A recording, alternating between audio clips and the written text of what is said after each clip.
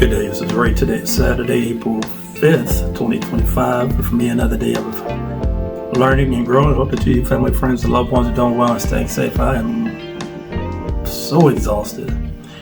I think I may have gotten an hour of sleep last night. It was just rough. I couldn't get comfortable. But here it is, a new day. I was able to do my regular routines, take medications, have breakfast. But I also went to pick up my groceries this morning, and it is hot. I think today's high, we're supposed to get up to 85, which is a drastic shift in a short period of time. So I'm just going to do what I have to do, stay at home, try to catch a few naps if I can, and take it easy today because last night was extremely rough. But anyway, what I wanted to talk about today on my path to paying off a lot of debt is that there was a time I did consider bankruptcy.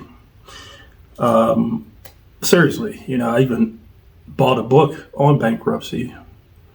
In hindsight, I probably should have went to the library to get the book because going to the library is free, except for the cost of gas. But that's besides the point. So, I was looking at $115,041.89 of debt.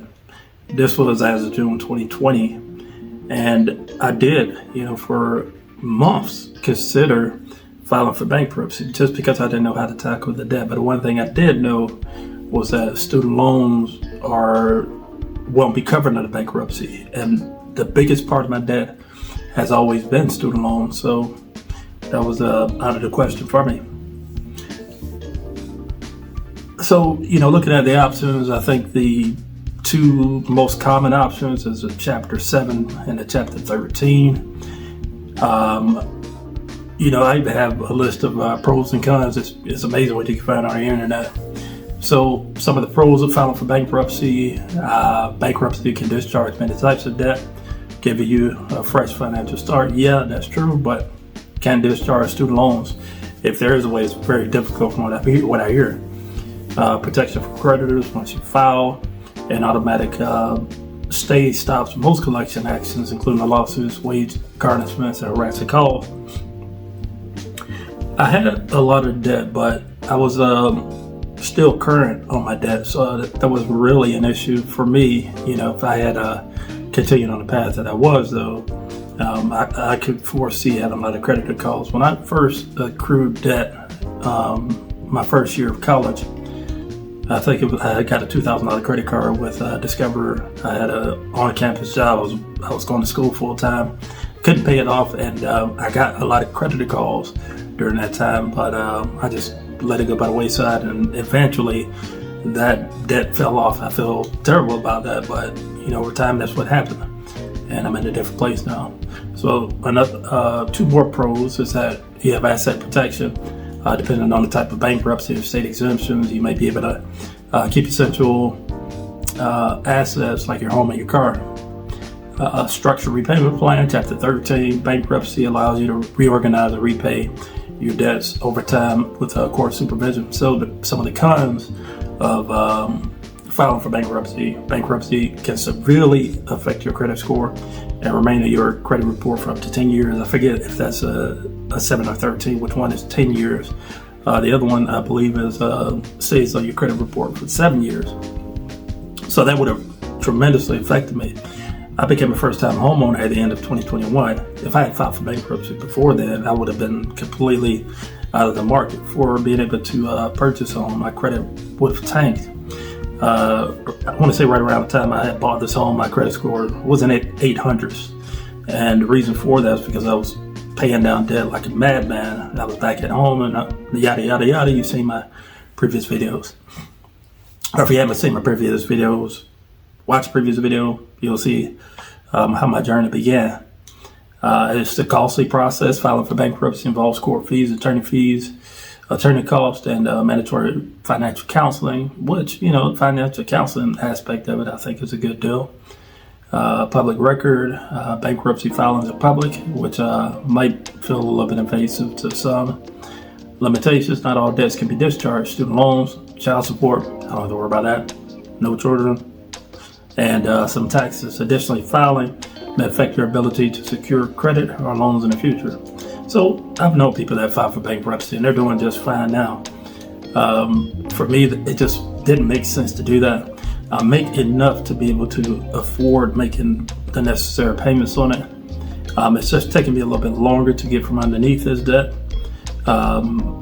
for health reasons and the fact that I'm making less than 6 figures after taxes, considerably less, and I have all the doctor's appointments, medications every year. I just thought about this morning.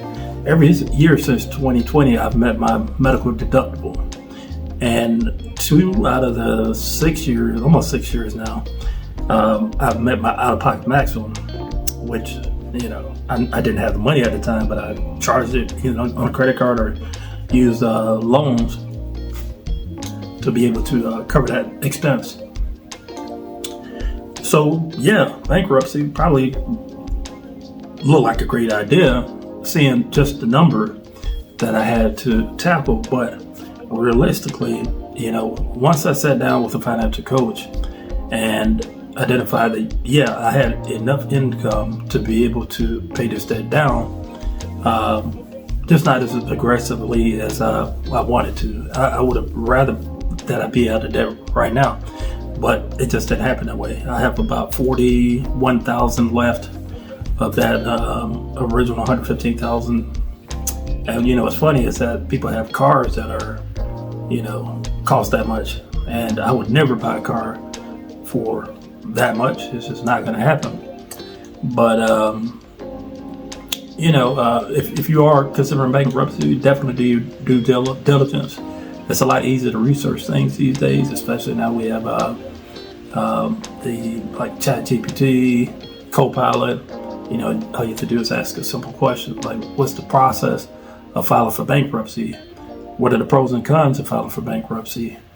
You could pretty much ask it anything, and it's pulling a lot of information from different resources, and it puts it in a way that makes sense. I've poured over quite a few things using AI just to see if I was on the right path, because I said, hey, what does zero-based budgeting look like? And that's something I've been doing since would have been May of 2021 that I started doing zero-based budgeting, and sure enough, it gave me a great outline of what zero-based budgeting was, and made me realize that I'm doing it right. I'm doing it exactly the way I've been taught to do.